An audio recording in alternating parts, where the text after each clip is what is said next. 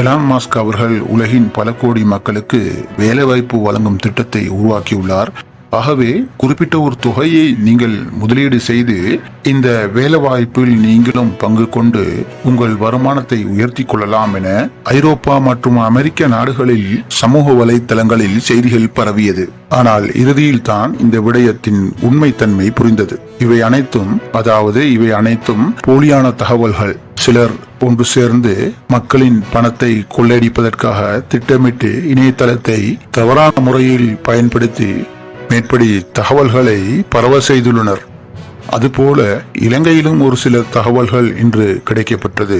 மத்திய வங்கியின் ஆளுநர் இலங்கை மக்களுக்கு வேண்டுகோள் விடுப்பது போல, அதாவது குறிப்பிட்ட ஒரு தொகையை மக்கள் முதலீடு செய்தால் அதிக லாபம் கிடைக்கும் என ஒரு AI வீடியோ தயாரிக்கப்பட்டு தகவல்கள் பரப்பப்பட்டுள்ளதாக செய்திகள் தெரிவிக்கின்றது. இந்த தகவல்கள் சமூக வலைத்தளங்களில் அதிகம் பகிரப்பட்டுள்ளதாக அறிய கிடைக்கின்றது. பின்னர் இவை போலியானதென அடையாளப்படுத்தப்பட்டுவிட்டது.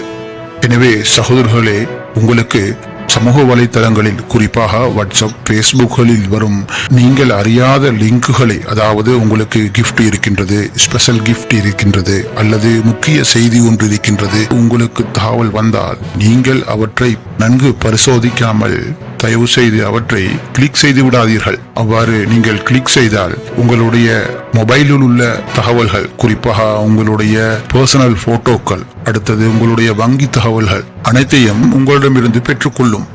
ஆகவே எப்போதும் விழிப்புணர்வோடு இருங்கள்.